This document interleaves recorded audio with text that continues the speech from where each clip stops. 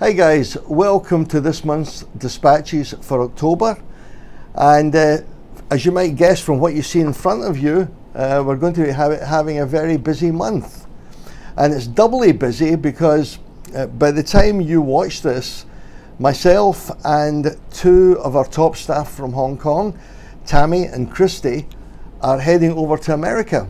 In fact, we're going to Texas to take part in the Round Top Antiques Fair. Now, this is something that we've never done before. We've done shows in America before, but toy soldier shows. And this is really an antiques and collectibles show.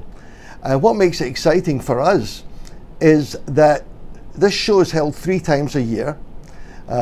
Spring, winter, and autumn, fall as they say in the States, and this is the fall one that we're attending. It's a first time experience because we're used to attending toy soldier shows, but to go to an antiques fair and collectibles show is something completely different. And the reason that we're so excited about it is this show attracts over 100,000 people every year. And we're told that there could be anywhere from 30 to 40,000 people alone coming to the October show. And it actually runs in Round Top, Texas, which is about a couple of hours drive northeast of San Antonio, and not quite in the middle of nowhere, but it's been going for over 50 years and been very, very successful. What excites us is the fact that obviously many of the people that attend this show love history and love heritage. Our view was, if you love history, you love heritage, chances are you might just like toy soldiers and military miniatures. So we will be the very first toy soldier company that will be taking part in this unique show.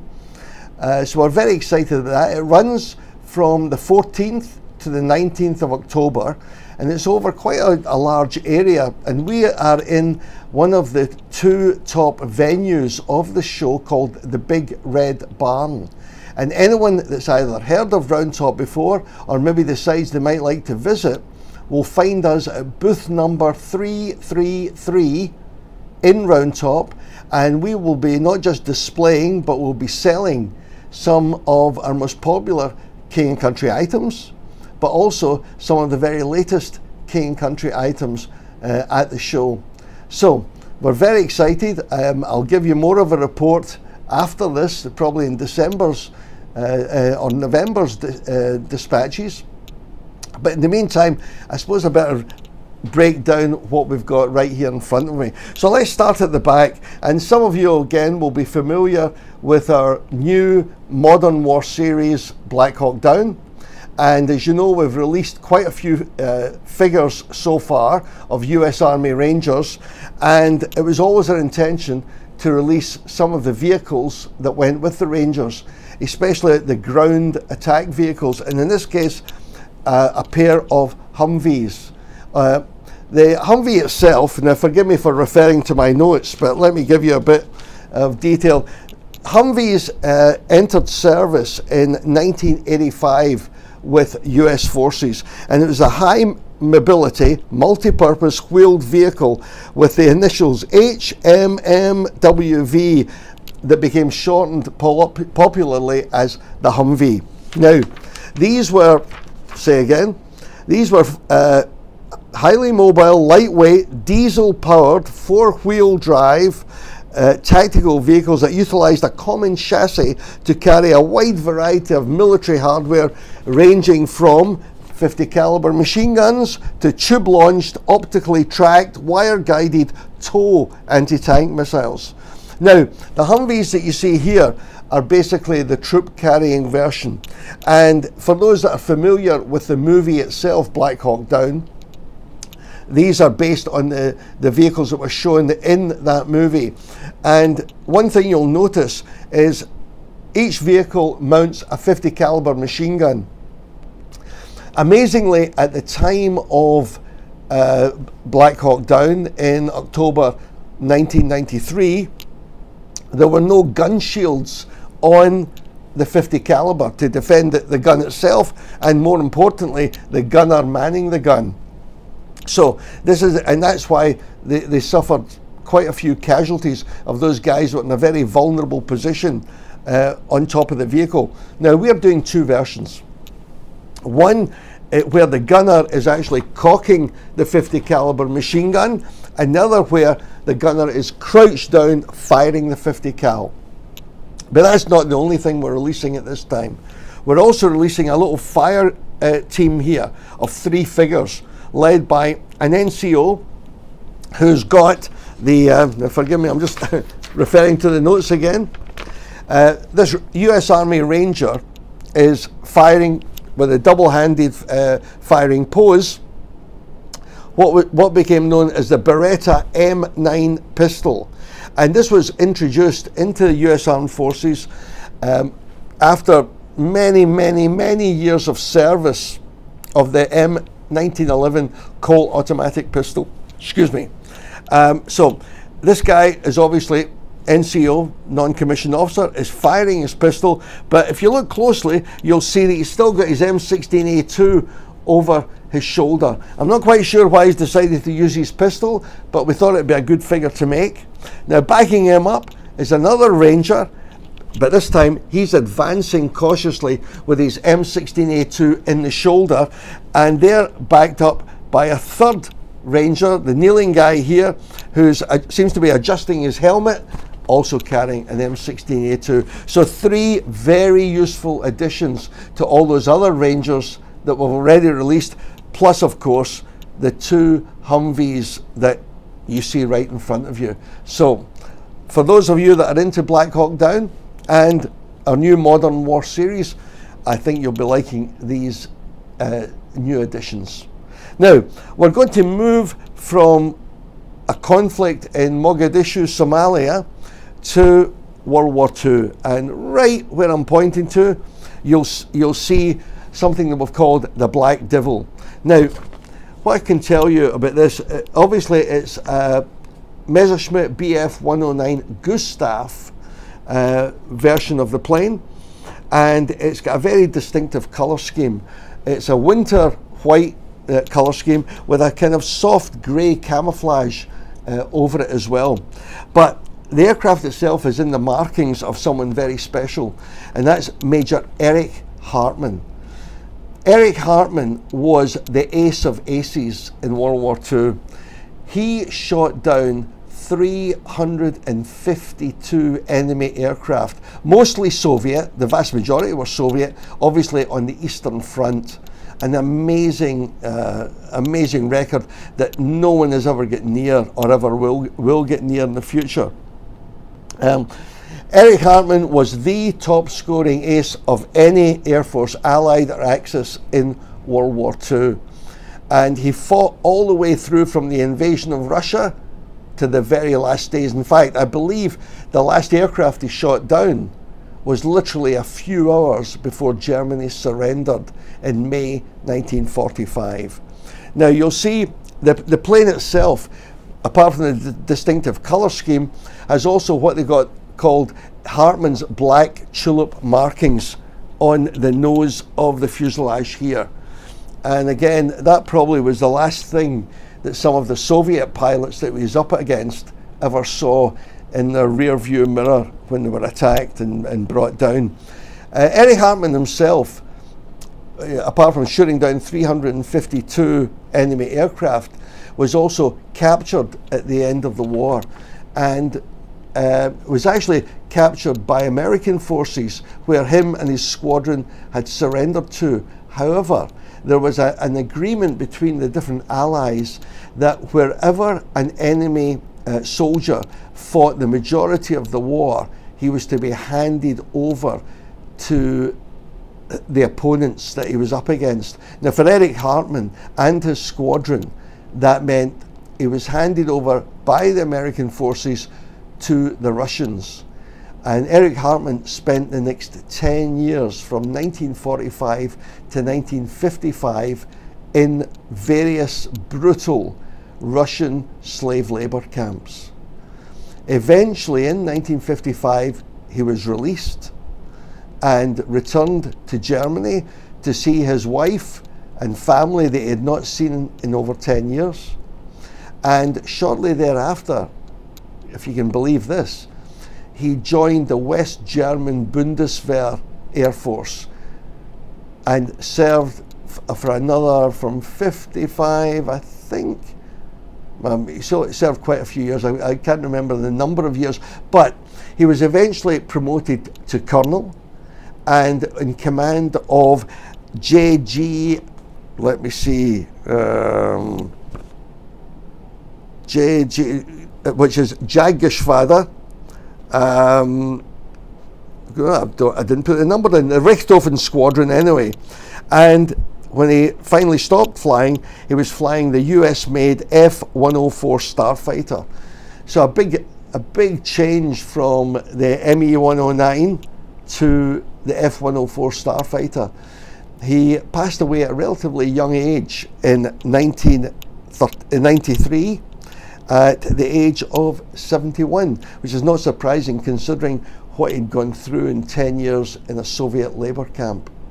So we've got the aircraft itself, and then next to the aircraft is a little figure of Eric Hartmann himself. Now these are sold separately. However, if you decide to buy both of them, you get a special price reduction on the pair. So that's our latest Warbird, and I think one of the nicest ones we've done in a long time. So we're going to move from Eric Hartmann's 109 to the streets of ancient Rome and the latest little additions for our civilian figures there. One of the first things you'll see is this gentleman here standing on a marble plinth, and he seems to be gesticulating. He's actually what they call the orator, and orators in ancient Rome were used to pass on the news, pass on the information to the public. Occasionally they'd be used to denounce certain people or promote others. Anyway, he's up on his plinth and he's obviously talking to not a very big crowd at this moment, but very interesting little figure. Right next to him is some of the local nobility who are maybe out walking around the streets of Rome or deciding to listen to the orator. So this gentleman and his lady standing next to him, little two-figure pair. Then on the other side here, we've got a pair of ordinary workmen just going about their everyday duties. Again, a useful little pair that can be used on the street or in the household of the nobility perhaps, or wherever you want to put them in on the streets of ancient Rome. Down right here at the front are three young boys who are obviously playing some kind of street game with either small stones or marbles or maybe even small Roman coins. And again, a little unique little three-figure set there. So that's what the latest for Streets of Ancient Rome. Now let's go from Streets of Ancient Rome to a different street, a different place, a different continent. Right over on the other side there, and you'll get a closer look when we come to do the close-ups, is a little figure of a cowhand leaning against a signpost that says, "Welcome to Abilene." Now again, this is part of our cattle drive series, and as you can imagine, cowboys that had been driving herds of cattle all the way up from Texas for many weeks through all kinds of storms, cattle rustlers, perhaps local Indians or what have you. By the time they reached the railhead, and these were the railheads were the cow towns, what they call cow towns, were small settlements that were on the railway where the cattle could then be transported into cattle cars and then shipped all the way up to the northern cities like New York or Chicago or Boston, wherever it might be. So the cowboys themselves were usually paid off at the end of the cattle drive, and a time for them to relax, blow off steam, or just take it easy. And this guy's obviously taking it easy. He's standing at one of the little signposts that were on the outskirts of town that would show you the city limits of that town. Now, I've mentioned Abilene here. Abilene is a town in Kansas that still there, still existing, and actually is now the home of President Dwight D. Eisenhower's personal or presidential library. However, back in the 1880s, it was this rough and ready cow town that catered to the great cattle drives by having the railway right there next to the town. And obviously there would be saloons, all kinds of, shall we say, shady other establishments, but a place where you could get a drink, you could get a bath, you could get a shave, you might even find some feminine company. So that's our little cowboy there with the sign. Now, next to the cowboy with a sign is something we've called Los Banditos. Again, you've heard me talk about this, how much I love Western movies, and one of my all-time favorites is The Magnificent Seven. Not the lousy version that came out a few years ago, but the real good version, the original version that was based on the Seven Samurai. Back in 1960 the movie was made, and it starred Yul Brynner. He was the big star, and some up-and-coming stars that this was their first big break. That included Steve McQueen, Charles Bronson, and James Coburn, and some other guys that I can't remember at the moment. However, we're bringing out that set, The Magnificent Seven. That'll be coming out very shortly, where you'll be able to get all of the figures together in one set. But if you remember the movie, it's all about a small Mexican town that's being marauded or what can I say, certainly attacked and threatened by banditos, which were Mexican bandits that roamed the countryside. And in Mexico, really from about 1850 up to the 1920s, it was a pretty lawless place. Some people would say it's still a lawless place, maybe not quite as bad as it was then. And these banditos were guys that had taken to an outlaw life. And in the Magnificent Seven itself, the chief bandito is this guy right here, called Calvera. In the movie he was called Calvera, and Calvera was played by a great American character actor called Eli Wallach. And if you've not seen the movie, look it up on YouTube. I think you can see most of it. You can certainly see trailers of the movie. It's well worth finding. Anyway, Calvera, I should say, is the Mexican bandito, and backing him up are a couple of other mounted banditos, and that's these guys. It's actually, what happened was originally I only intended to do one figure, but the figure came out so good. This was the first one that we designed, this guy here. It came out so good I thought, let's try a different painted version as well. Give people a choice, or if they like, they can get both. And that's the other guy right over here.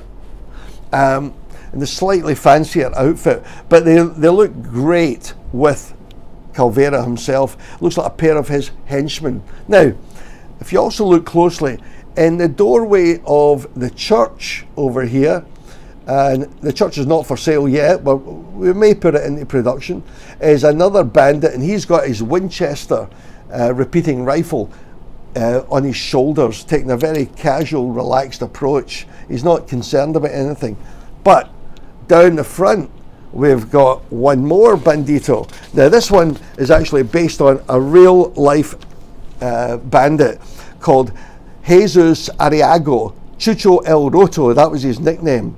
Arriago was a Mexican bandit lived between 1858 and 1885, who liked to rob the rich and occasionally share a small portion of his acquired wealth with a few of the peasants. That gave him a kind of reputation as a Mexican Robin Hood. I'm not sure if that was totally justified, but certainly he was a very colourful figure. And one of the things he liked to do was he liked to dress well, and he was a pretty useful gunfighter as well. Don't know if you call him a gunslinger. And sorry, I don't know what the Mexican is for a gunfighter, but that's the guy with the two pistols, adopting a very arrogant pose right down the front. Now, not seen in this photo, but still here. Two more little Middle Ages archers. And again, You remember the ones that we released just recently? Well, these two were meant to go along with those original releases. Unfortunately, it took a little bit longer to do, and we made some changes to the design. However, now they're ready, and we are offering two slightly different colour versions for those guys who like to have more than one figure, but in a particular pose. So that is also available this coming month, well, this month I should say, in October. So there's a whole lot of stuff, quite versatile, and gives you a different look to what King Country does. I hope it's something you like, and in the meantime, I hope to give you a shining report about the Round Top show in the November issue, but we'll see how that goes. And in the meantime, if any of you are in the Round Top area or want to come and see us, we'd love to see you there. In the meantime, take a closer look at everything, and I'll see you next month. Thanks. Bye.